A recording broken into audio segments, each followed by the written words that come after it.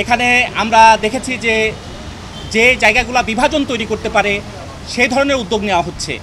আমাদের বন্দরকে বিদেশিদের কাছে ইজারা দেওয়া হচ্ছে, বিভিন্ন ধরনের গোপন চুক্তি করা হচ্ছে।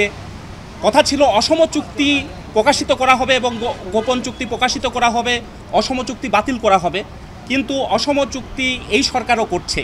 এই ধরনের পদক্ষেপ সেটা বিভাজন তৈরি করে।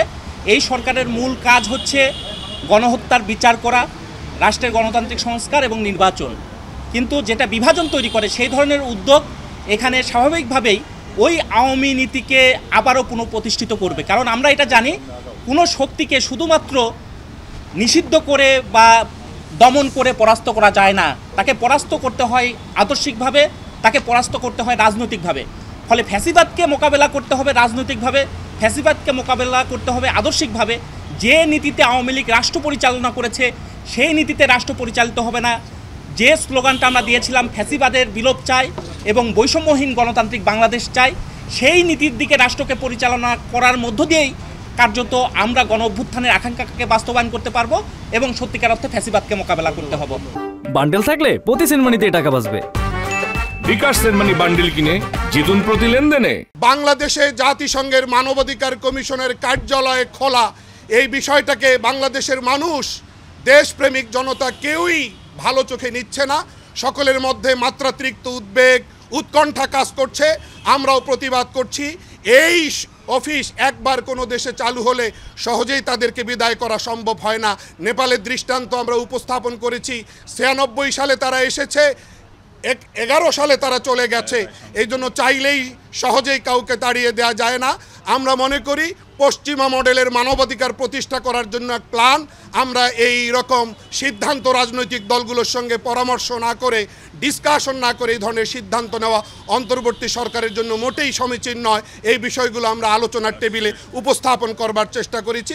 আল্লাহ আমাদের সবাইকে কবুল করুন। আমরা বলেছি নির্বাচন যদি করতে হয় তাহলে নির্বাচনে লেভেল প্লেয়িং ফিল্ড তৈরি করতে হবে, অবৈধ অস্ত্র উদ্ধার করতে হবে, সমস্ত রাজনৈতিক দলের সমান প্রচার এবং অন্যান্য সুযোগ সুবিধা নিশ্চিত করতে হবে। এছাড়া নির্বাচন সুষ্ঠু এবং সুন্দর হবে না। তিনি বলছেন যে আমি একটা সুন্দর নির্বাচন উপস্থাপন করতে চাই এবং নির্ধারিত সময়ে নির্বাচন দিতে চাই, কিন্তু পতিত স্বৈরাচার বিভিন্নভাবে এটাকে নস্যাৎ করার জন্য চেষ্টা করছে।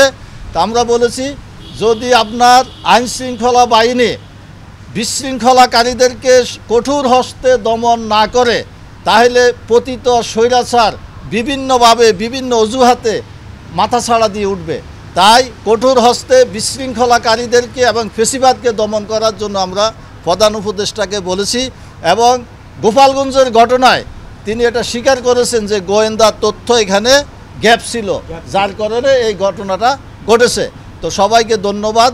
সালামু আলাইকুম রহমতুল্লাহ। যে আমার কেন জানি মনে হচ্ছে সরকারের ভিতর আরেকটি সরকার অবস্থান করছেন, যার কারণে আইন শৃঙ্খলা পরিস্থিতি কোনোভাবেই উন্নতি ঘটানো যাচ্ছে না। কাজেই আপনাকে এটা খুব ভালোভাবে পর্যবেক্ষণ করতে হবে, দেখতে হবে কেন আইন শৃঙ্খলা পরিস্থিতির বারবার অবনতি হচ্ছে এবং উন্নতি ঘটানো যাচ্ছে না। এটা আপনাকে খেয়াল রাখতে হবে এবং দেখতে হবে। আর আইন শৃঙ্খলা পরিস্থিতির যদি উন্নতি না হয়, 2-3 দিন পরে, উনি 2-3 দিন বলেছে, ওনারা 4-5 দিন বলছে যে 2-3 দিনের মধ্যে উনি নির্বাচনের একটা সঠিক তারিখ ঘোষণা করবেন জাতির সামনে।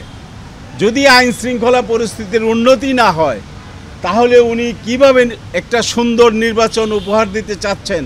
আমরা দেশের মানুষ একটি সুন্দর নির্বাচন উপহার চাচ্ছে ওনার কাছ থেকে, আমরা সহযোগিতা করতেছি ওনাকে, কিন্তু আইন শৃঙ্খলা পরিস্থিতি যদি উন্নতি না ঘটে তাহলে সেটা কিভাবে হবে?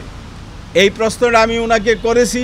উনি ধৈর্য সহকারে শুনেছেন, বলছেন যে আমি চেষ্টা করতেছি আইন শৃঙ্খলা পরিস্থিতি আমি উন্নতি করবো। আমি বলছি আপনি তাড়াতাড়ি নির্বাচনের ঘোষণা দিয়ে দেন, দেখবেন অর্ধেক সমস্যার সমাধান হয়ে যাবে। এবং ওনারা সবাই সেটা শুনেছে এবং তারা সেটা মনে রেখেছে। সময় হলে উনি আবার আমাদেরকে ডাকবেন, সেটাও বলেছেন।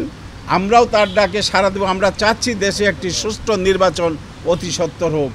এই বলে আমি আপনাদের সম্মুখ থেকে বিদায় নিচ্ছি।